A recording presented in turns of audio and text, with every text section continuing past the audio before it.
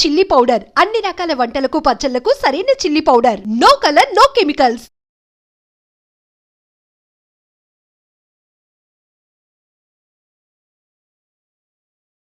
నమస్కారం, welcome to I dream. ధర్మ మార్గం విత్ విజిత కార్యక్రమానికి స్వాగతం.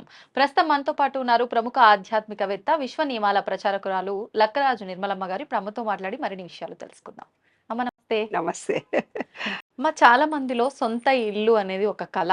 ఆ కళని కొంతమంది నెరవేర్చుకుంటారు, కొంతమంది ఎన్నో పరిస్థితులు ఉంటాయి. అంటే డబ్బు ఉండొచ్చు, లేకపోవచ్చు, ఉండి కొనలేని వారు ఉంటారు, ఆ కళని నెరవేర్చుకోలేకపోతుంటారు. అటువంటి వారికి ఆ కళ నెరవేరాలంటే ఏదైనా రెమెడీ ఉంటే వివరించండి. సొంత ఇల్లు రావాలి అంటే వాళ్ళ మూలాధార చక్రం యాక్టివ్గా ఉండాలి. అంటే విశ్వంలో పంచభూతాలున్నాయి, మన శరీరంలో పంచభూతాలున్నాయి. మనలో ఉండేది మొట్టమొదటిది మూలాధార చక్రం, అంటే భూమికి సంబంధించింది.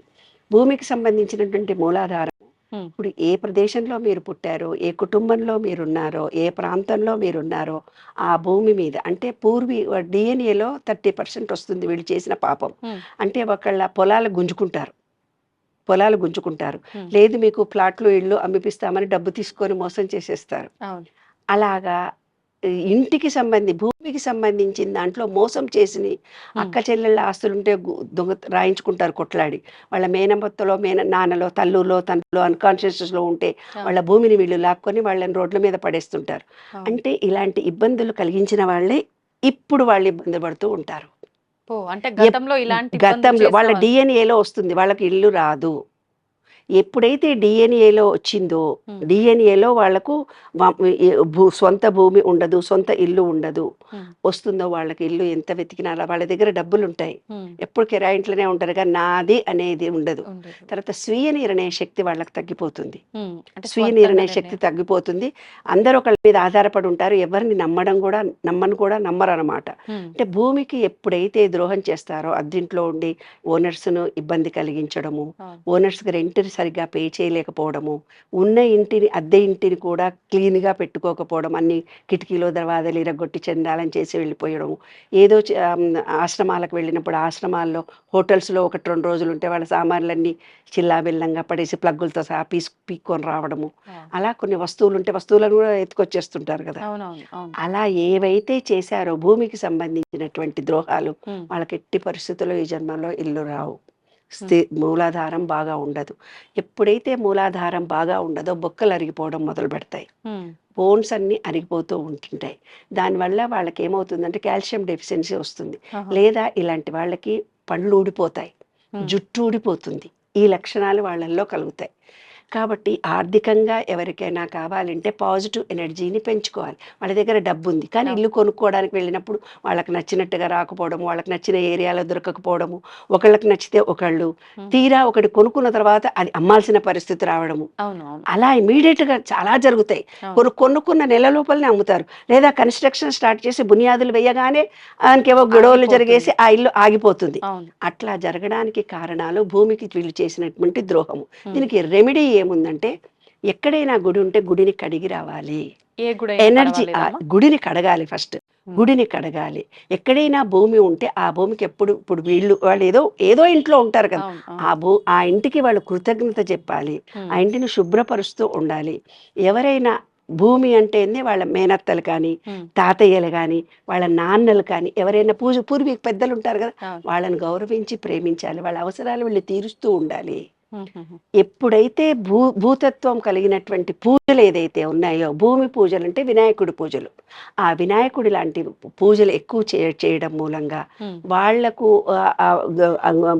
గురువు అనుగ్రహం కలగాలి అని అంటే కనుక ఆ గురువుల దగ్గరికి వెళ్ళి వాళ్ళ క్షమించమని వేడుకొని, వీళ్ళు చేసిన తప్పును ఈ విశ్వంలోకి వెళ్ళిపోయి సారీ మా పెద్దవాళ్ళు ఇంకే పెద్దవాళ్ళు నేనే చేశానో నాకు తెలీదు, ఐఎమ్ సారీ, ఇప్పటిదాకా ఈ శరీరాన్ని నేను చాలా బాగా చూసుకుంటాం, ఇది ఒక క్షేత్రజ్ఞ స్వరూప అంటారు భగవద్గీతలో.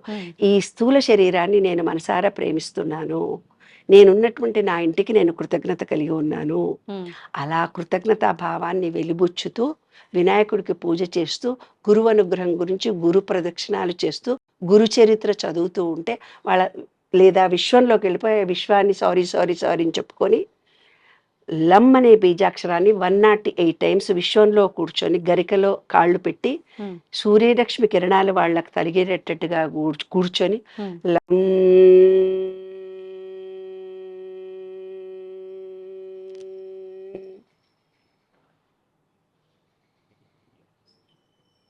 108 టైమ్స్ లమ్మనే బీజాక్షరాన్ని జపించినట్టయితే కనుక వాళ్ళ మూలాధారాలో లోపాలు తొలగిపోయి వాళ్ళకి ఇల్లు వచ్చే అవకాశాలు ఎక్కువ ఉంటాయి. ప్రతిరోజు చేయాలమ్మా?